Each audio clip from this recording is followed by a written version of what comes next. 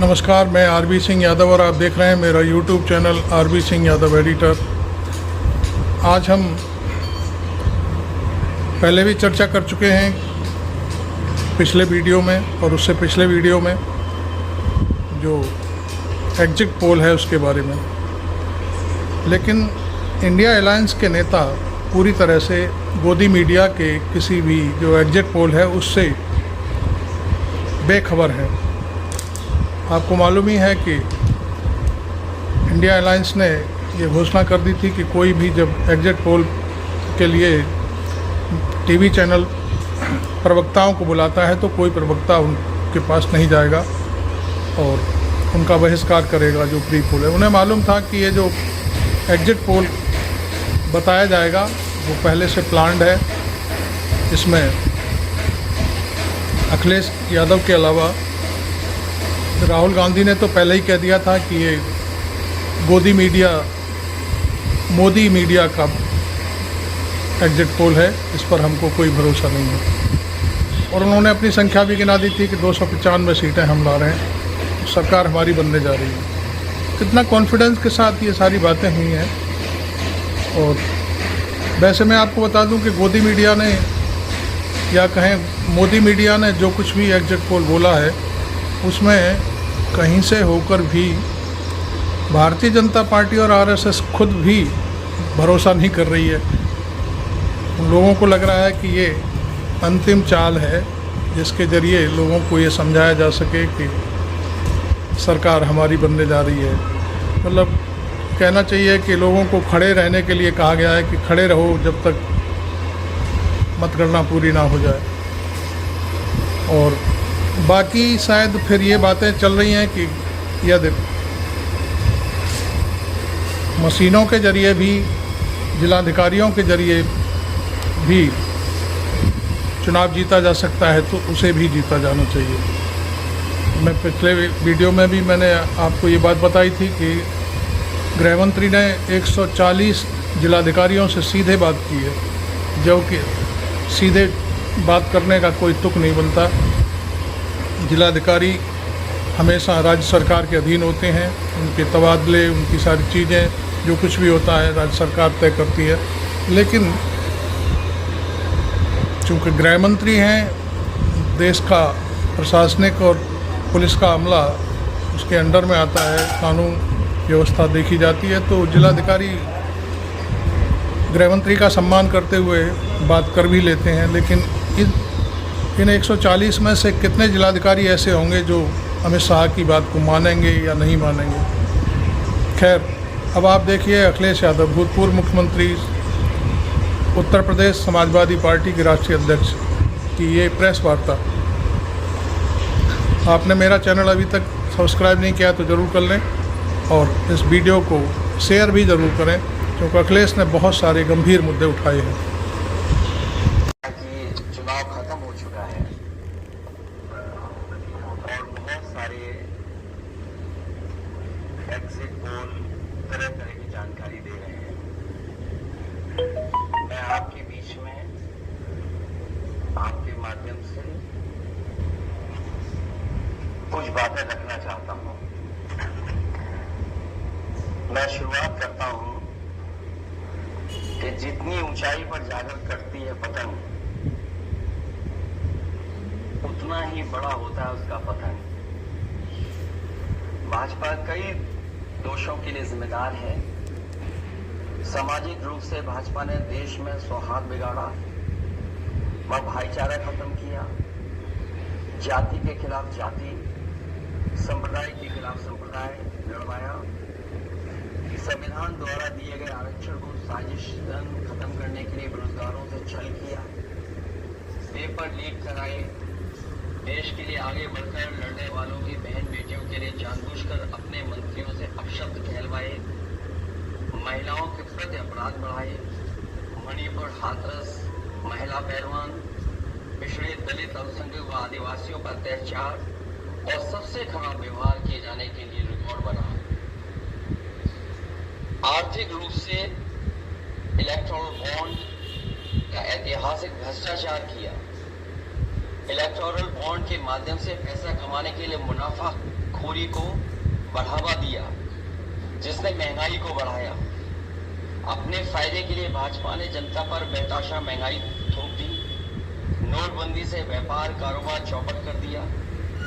भ्रष्ट जीएसटी से छोटे दुकानदार तक को मंदी का शिकार बना दिया। किसानों की जमीन हड़पनी चाहिए, काले कानून लाने चाहे, खाद की बोरी की चोरी की, लाभकारी मूल्य नहीं दिया, 35 सालों की सबसे बड़ी बेरोजगारी में देश को धकेला, महंगाई से गरीब को और गरीब बना दिया, अमीरों के अरबों के लोन माफ किए लेकिन किसानों के ऋण के लिए आत्महत्या के लिए मजबूर किया, ब्याज की दरें घटाकर मध्यम वर्ग की बचत को बेकार कर दिया,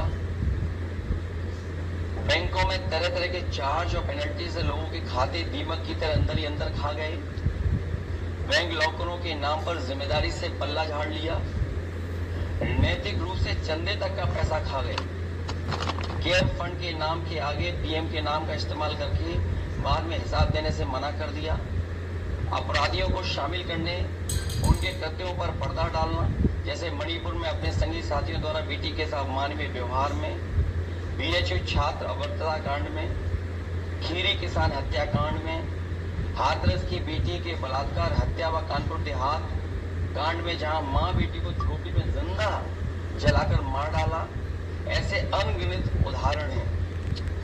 शारीरिक रूप से देखें तो भाजपा लोगों के शरीर स्वास्थ्य से भी खिलवाड़ किया, उसके भी दोषी हैं। भाजपा ने बिना जांच परखे जानलेवा वैक्सीन लगवाई, कमीशन खाकर गलत दवाइयों को पास करके लोगों का जीवन खतरे में डाला। इसका सीधा असर जनता की सेहत पर पड़ेगा और आने वाली पीढ़ियों की तंदुरुस्ती पर भी।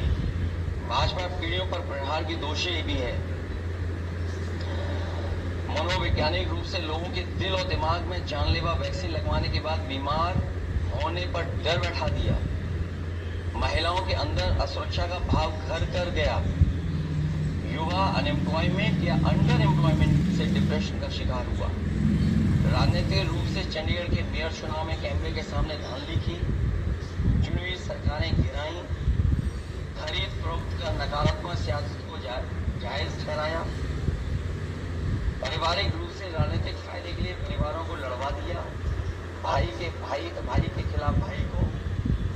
मानसिक रूप से भाजपा ने अपने समर्थकों को हिंसक बनाया, मॉब लिंचिंग को मानसिक रूप से सही ठहराने की साजिश की, आपराधिक रूप से ऐसे लोगों को मंत्री पद दिया और बनाए भी रखा जिन्होंने किसानों की हत्या की, जो महिलाओं पर अत्याचार शोषण के दोषी हैं। न्यायालय तक में अपने लोग पिछले दरवाजे से सेट किए, न्यायाधीशों से खुलकर एक विचारधारा विशेष के लिए बयान दिलवाई, न्यायाधीशों को राजनीतिक पदों पर लालच देकर कानून तक को अपनी भ्रष्ट सोच से मैला कर दिया।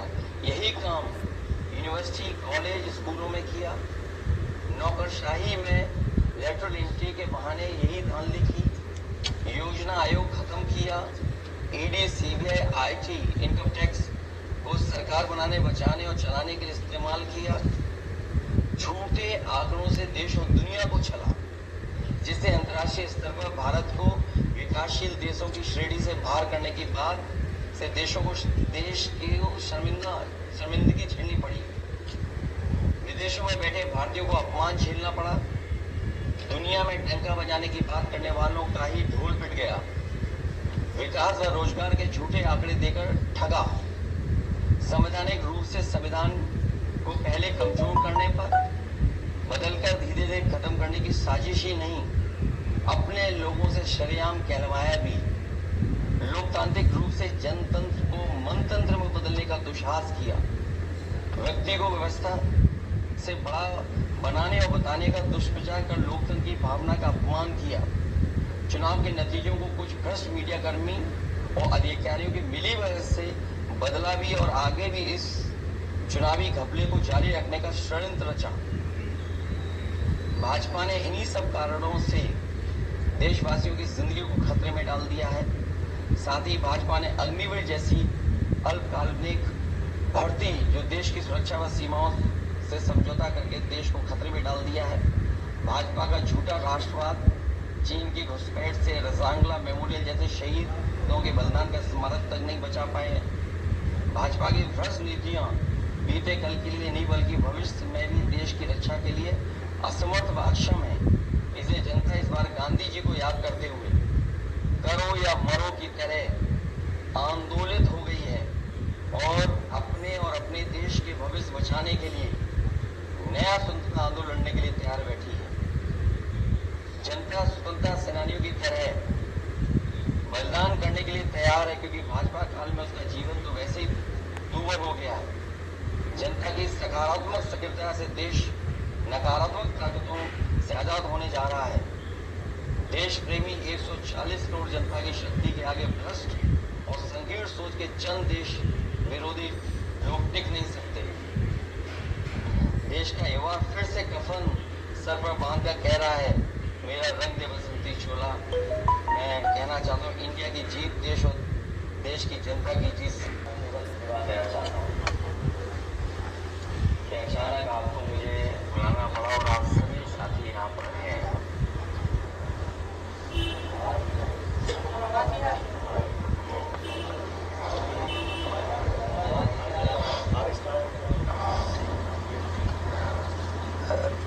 मैं प्रेस के साथियों का धन्यवाद देता हूँ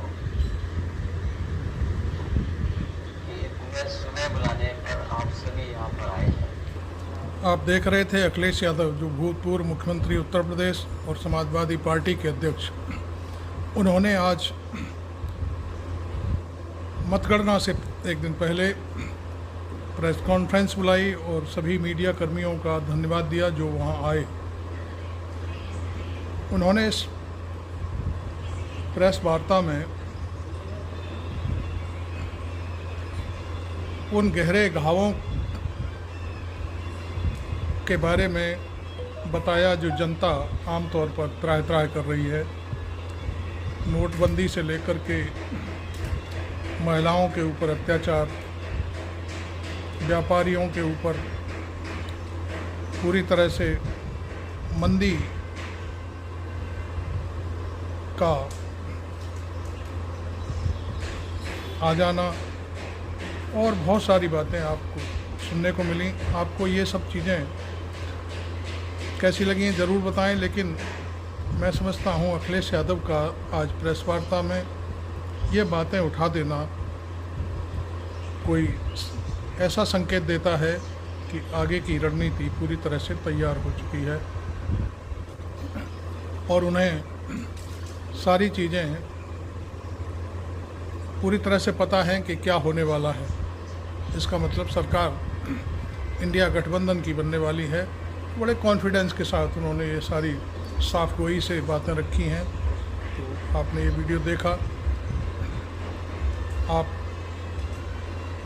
मेरा ये चैनल अभी तक सब्सक्राइब नहीं किया तो ज़रूर कर लें और इस वीडियो को जनता तक पहुंचाने के लिए शेयर भी करें, जिससे अखिलेश यादव की रणनीति और उनका जनता के प्रति जो